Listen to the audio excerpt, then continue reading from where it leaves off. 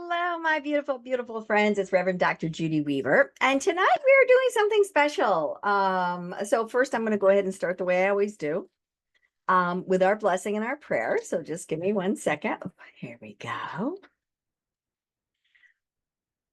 Blessings of love and blessings of light, blessings of grace and blessings of peace. Heavenly Father, Great Spirit, we come before you upon this day, lifting each of your beautiful, precious children to come into the sacredness of this time and space, to feel the exceptionality and to move forward within and to and through that divine resonance and grace of you. We ask this in precious name, amen. Woo, feel that, feel that. So tonight is really interesting because I've been writing monthly articles for the Awaken magazine. And this particular month, the July edition, actually, that just went out the very end of July, it was really cool because they really wanted me to look at what were some of the sacred teachings. And that's a really good question because you guys know that I get called to Peru and I've done 7 different journeys there. So it's a land that I absolutely love. And it's funny because it's not something that I ever thought, it wasn't a place I ever thought of as a kid, ever. But once I was exposed to it, and that it was just, it was a time that resonated through my body. It was like there was this woman who was there and she was leading this group, and I'm like, I have to go. And it was like, why do I have to go? And it's like, I don't know, but I have to go. It was not even something that I even really thought about. It was like, it was just one of those moments that it was like, I have to go. And so anyway, I thought it would be fun to go ahead and to take a minute and to share my article, because that's what I do. You know, I share my articles in different ways. So please kind of enjoy this. All right. Um, some journeys change where you have been. Others forever change who you become. Peru is one of the world's great sacred teachers, a land where towering mountains, ancient temples, and living wisdom invites you to remember something your soul has always known. From the moment you arrive in Cusco, the historic heart of the Inca Empire, you begin to sense this is far more than a journey. It's a sacred pilgrimage of remembrance. As you breathe the crisp mountain air and explore the sacred valley, the magnificent sanctuaries of Sacsayhuaman and Ollantaytambo, Pisac, and the breathtaking citadel of Machu Picchu awaken the sense of wonder beyond words. Every mountain, temple, and ancient stone seems to whisper stories of devotion, harmony, and a civilization whose wisdom still echoes throughout the Andes. As I walked these sacred paths, one question continued to arise. Why do I feel so deeply connected to a land that I have never known? Only each of us can truly answer that. For me, the answer came not through words, but through experience. As I wandered the ancient pathways, I felt an unmistakable presence, as though the land itself was inviting me to listen. The energies of the mountains, the silence in the temples, the warmth of the Andean people revealed timeless wisdom that continues to live within this remarkable culture. 5 sacred teachings emerged from my journeys. Live and represent in reciprocity. Oh my gosh, I can't even say it now. Reciprocatory. Every gift carries an invitation to give back. Reciprocate, reciprocate, reciprocate. Honor the earth as a living teacher whose wisdom is always available.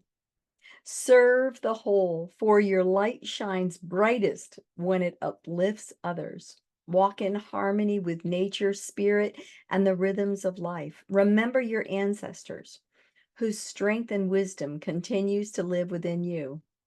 I discovered these teachings not only among the ancient temples, but in the everyday lives of the Andean people. Although we spoke different languages, our hearts understood one another. Every smile, every ceremony, every shared moment reminded me that we are one people connected by the same spirit and the same longing to remember who we truly are. Today I return to Peru because I feel called to share this sacred journey with others.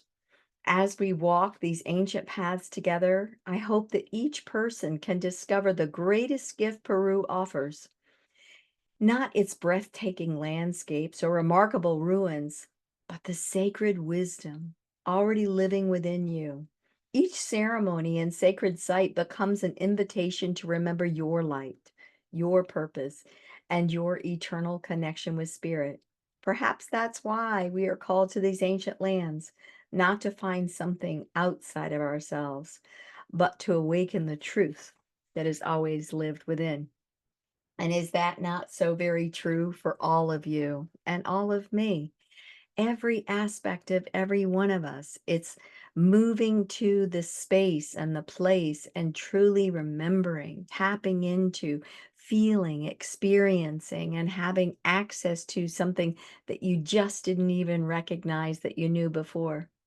I'm going to take a minute and I want to go ahead and share with you a little slide presentation that I had done way back in the day. One of my first is I think this was actually my first trip, one of my first trips that I had gone to, right? And so this is a group of us, and we were flying in, and the beautiful crystals that were there. And then, of course, this was being in the Sacred Valley. And you don't realize how massive the different, oh, wait a minute. I guess it didn't share. No, it says it's sharing. Okay, good, good, good. Thank you. I am sharing. I'm just making sure. Okay. Um, the mountains are so absolutely massive that it's around you. It's just amazing. And then for this particular trip, we stayed at the Catalina Retreat Center. And this one was downtown in Pisac. And so actually the location has changed. And so we'll be staying actually at a different one this time. But again, look at the size of the mountains. And this was one of the beautiful ladies that was there, and she was helping to keep up with the center with us. And then this is actually when we went to the town of Maras, and we'll be going back there again. And this is Daniel who's with me. And these are the salt fields. So this is huge. We are way up on top of a ledge looking down. And so each of these are smaller salt fields, and there's all kinds of different ancient lands that are near there as well, which is beautiful place to go. And again, this is a tiny little stream that's way down at the very bottom, and that's what's feeding all of these different salt fields. And this is actually how you can go ahead and purchase salt, and you can purchase all kinds of things there. This is actually another location where we had an opportunity to visit the different llamas and alpacas, and they were, creating the beautiful textiles for us to be a part of and to have as a connection. And just beautiful people everywhere that you went. Beautiful, beautiful people sharing their wisdom, sharing their uh, all of their beautiful artistry. That's the other thing, this is beautiful handmade jewelry that the family has been doing for many, many years. Both Judy and Alicia, they come from different families, but each of them has their own independent jewelry making capacity and capability. Just gorgeous. And then, of course, we went on the journey to Mount Shasta, and I mean up to Machu Picchu, which was just brilliant. And you actually travel on a train along a beautiful riverside, and the fog sneaks in and out along the way. And it's just such a beautiful place to go. It's just such a beautiful place to be at. You can just feel the energy of the land, and you just connect with the different ancient ones. That's the thing that's so beautiful about it. It's like, you know that everything that you are giving, you are receiving. And everything that you are receiving, you're continuing to give the gratitude for. And you're doing that in relationships with the land as you're walking on it. You're doing that in relationships as you're just looking at the trees and the leaves, and the same with the different animals that will come up and have interactions with you. and you're connecting with the different clouds that are there and the weather. It's just such a beautiful, it's an immersive relationship when you are in this space because it's a raw, pure resonance. And I don't know why it's so different than America. And it's not that I haven't been to many, many powerful places around the world and in America too. And it's not that I'm done traveling by any means, but there's something so raw and primitive about Peru that just brings you into the core of remembering aspects of self. And it probably has to do with the composition of what's even in the mountainsides. I know that the mountains, this is actually a Chicana, and it's a piece of the turquoise that is there that's up on Machu Picchu. So it's a very special kind of a stone, and it has a different resonance in it. And I know that there's a lot of different um meteorites that seem to attract themselves to Peru because it just has a vibrational pull and an energy to the land. So anyway, the first time that I had gone, we were going, and again, this is the Sun Gate, and they were holding a Sun Gate ceremony, and how beautiful and wonderful that I had the opportunity to actually be there while the local ancients were actually holding their ceremony on site that was for, again, not for an audience.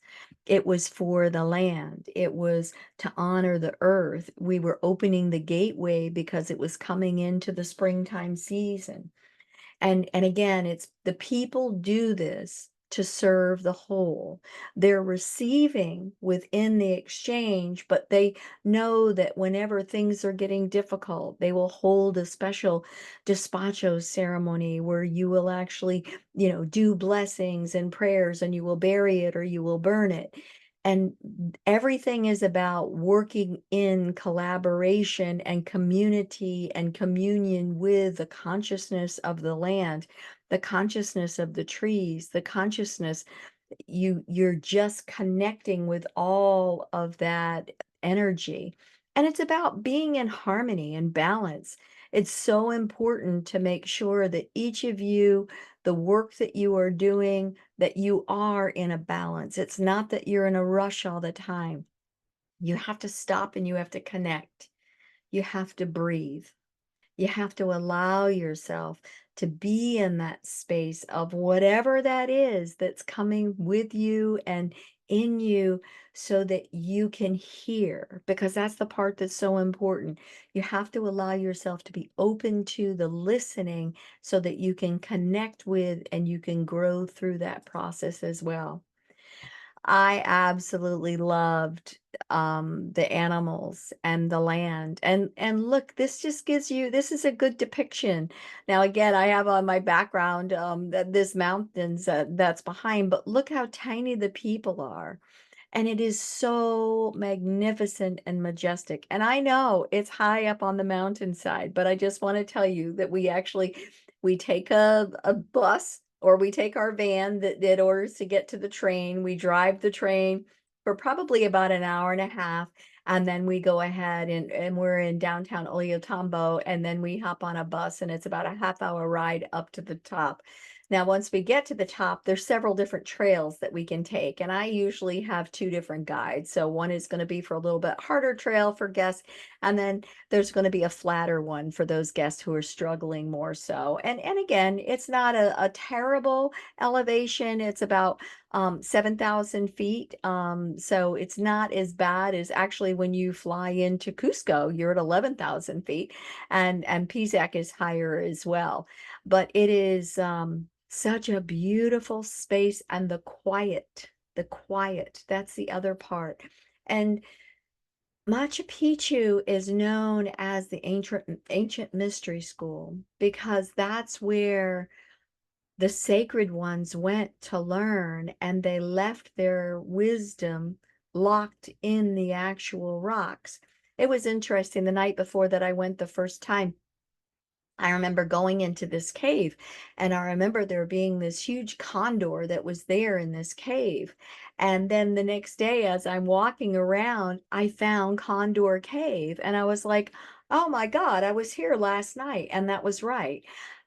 The guides, my guides, the guides that were there available on the land, they took me to that actual cave ahead of time so I would connect with it and I would be able to have access to it. And again, it just reminded me when I walked by it, it was that confirmation, affirmation. See why you had to come?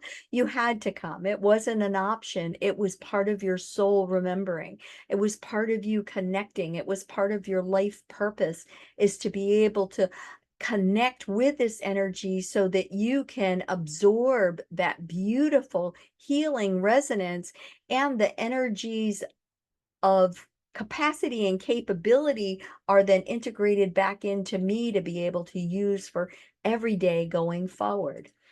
This was just a lovely shot that I was just so grateful to have the opportunity. And people will go ahead and climb up on the top of here as well. That is not something I have done so far. It's an additional several-hour hike.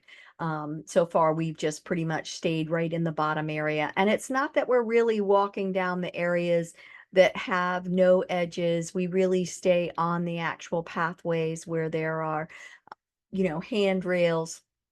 But I will definitely tell you that it is uneven steps, and that is for sure.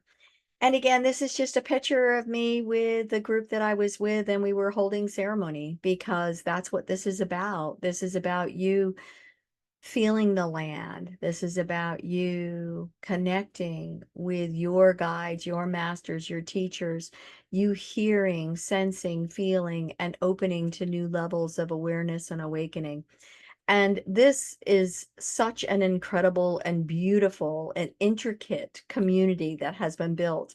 And the stones, as you can see, they are so specific in that they are just like puzzle pieces that are put exactly in different shapes. You can see it very clearly over here in the bottom right-hand side.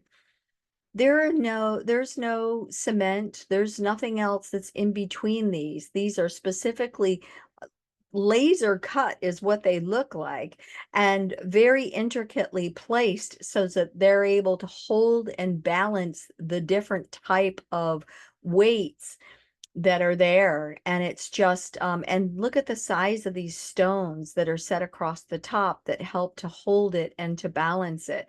And yes, these are 8, 9 feet long. This one here is probably about a 12-foot high stone, so really different energy that's around them. And yeah, this just kind of lets you, and this was one thing that was kind of neat. So these are terraces. What they're called is they're terraces, and the terraces is where they would actually grow different foods and things like that and walk along. And the terraces, you'll find those all over Peru, because again, different things will only grow at particular elevations. And now they grow over 6,000 kinds of potatoes in Peru. So it's amazing. They have incredible harvest, and they do not have any GMOs because everything is natural and raw and real, which is just a wonderful thing. And this is the Condor Rock. And so this was the cave that I had gone to and visited ahead of time. It was just so beautiful. And so you can see a couple of the little stairs that come down and just the different walkways, and a lot of the different walkways that are between. It's just such a beautiful place. But what I really love is the people and the villages and really working with being invited into the Andean culture, being invited into, yes, these are their homes. These are their homes. These are ceremonial places, and this is how they walk around on a regular basis. And they are dressed in their fine attire because we are coming and holding ceremony with us and celebration with us.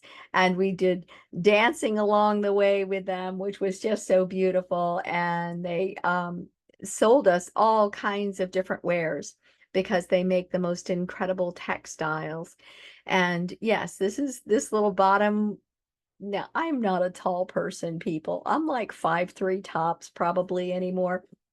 And look how much I tower over this beautiful medicine woman. And she was just magnificent. This is her here in the Amaro her name is Teleco, and she spent hours making us this beautiful soup. Then again, the way it works is they don't have cars. They're walking up the mountainside, a day up the mountainside, and then they spend another day picking the potatoes and spend a third day walking and hauling these potatoes down the mountainside so that they could go ahead and that they could make us a meal and invite us into their community and to share it, because that's how important we are, and they understand who we are and the curiosity and want to share that love and that sense of community. That's part of them walking in harmony. They're always doing that, and they're always sharing the ancestral teachings as well.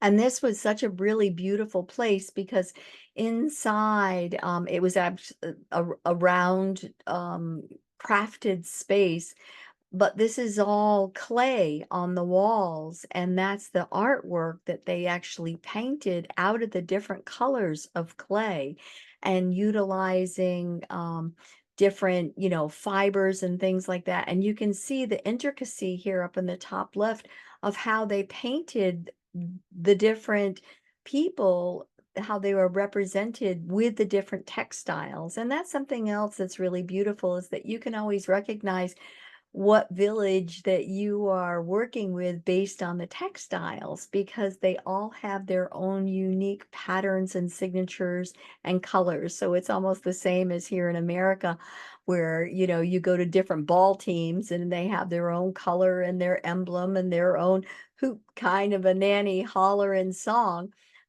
It's the same type of a thing. They all have their own major colors and the different designs that are available for people to be able to have access to. And then this is again the Catalina Resort and different artwork. There's always beautiful, beautiful artwork that is available. And then we were holding different ceremonies. And so this was actually one of the medicine, the plant medicine ceremonies that we were holding, and with Teray and Demond. And they are two of the different healers who come in to be able to provide it. And they've been doing it for, again, their entire lives. This has been a part of who and what they are. And it's not about the medicine of being on a high of a drug. It's about connecting your soul with the soul of the Andes.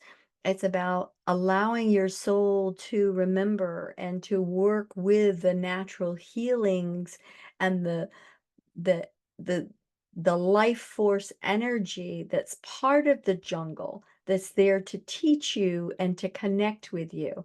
Again, this is always something that you can choose to do or not to do, and I never have a qualm as to one way it's going to be or another for anybody.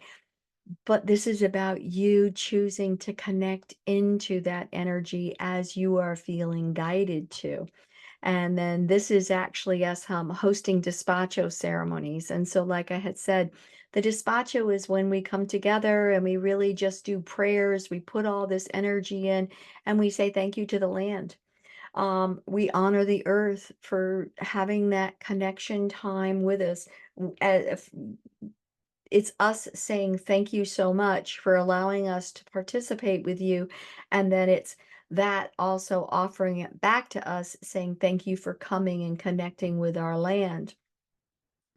And then sometimes, some of the different trips I've gone up to Asangate Mountain. And so actually that's where this a couple of photos are from, is up on Asangate Mountain. And that is very high. That is 16,000 feet.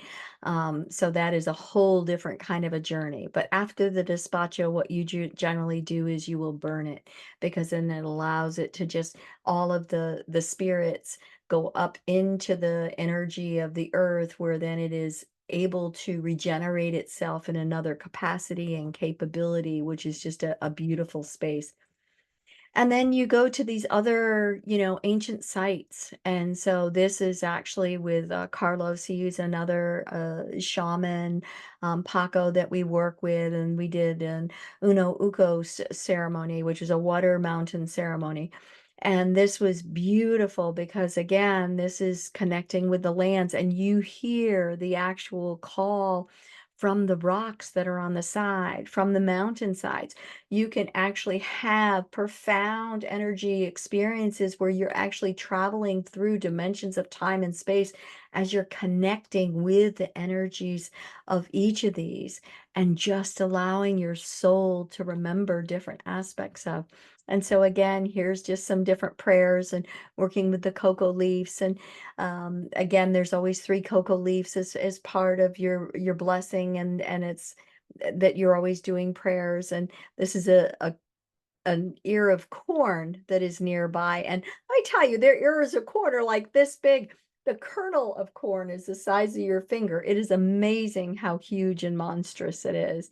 And so this is, another one of the ancient sites. And there's so many of these beautiful ancient sites that are just sprinkled all around. And so you get to go there and you get to connect, and then you get to hold different ceremonies so that you get a chance to really feel into it. And this is Carlos, and he was with our group. And so it was just a lovely opportunity to be there. And again, this is up here. This is at Machu Picchu, and this is actually in the Sacred Valley. So just to kind of give you, and everything is just green and lush, but it does depend on the time of the year that you go as well.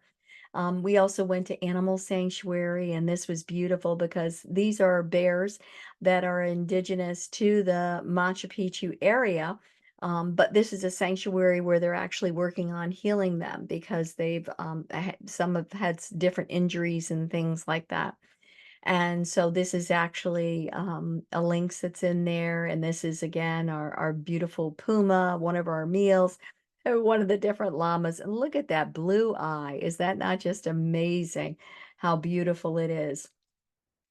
And this was my first visit to the actual animal sanctuary, and this was where the condor are being rehabilitated. And so there's a large netted area, and what it is you can kind of sit down, and then they will go ahead and they will fly over your head. Well, 2 of them started fighting over my head, and actually one flew down and pulled out my hairpiece. It was amazing, and people came running because, again, their talons are probably an inch and a half long, and they were just looking for the blood. They were just coming running to see where the blood is. Everybody was taking pictures everywhere. And did they catch that moment? No, they did not catch that moment. But this was another picture that was taken of me directly afterwards with another condo that was flying over. But again, this is where I was actually sitting, and you could see how they're, perched right up on top. And again, it's just being with these most beautiful people, connecting with the lands, and creating community, because that's the other thing that's so important. When I look about, what are the most important things, is remembering our ancestors and remembering our connections, and creating those new communities for connection. That's one of the things that's beautiful about traveling in these trips. It's about you connecting with other people that are of the same vibration, who have the same interests and want to be able to find the same answers, and that are excited to be on that same type of a journey of exploration for you.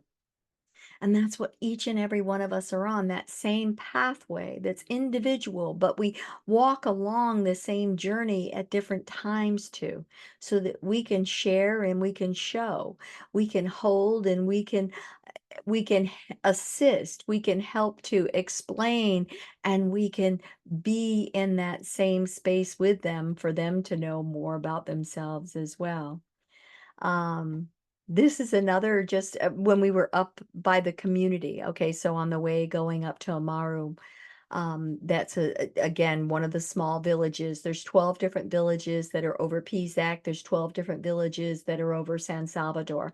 And so we go up high into the mountains where the actual villages are. And like I said, they really don't have, you know, cars. And sometimes the roads are really hairy, and that is what it is. And then we go to these different sites, and this is definitely one of the places that we're going to go to this time. I'm really excited because this is a chapel, and it is Napa Inglesa. And the part that's so beautiful is you can see how perfectly carved this is. This is like, it looks like it was laser carved. This is high up on the mountainside. So here we are walking up the mountainside.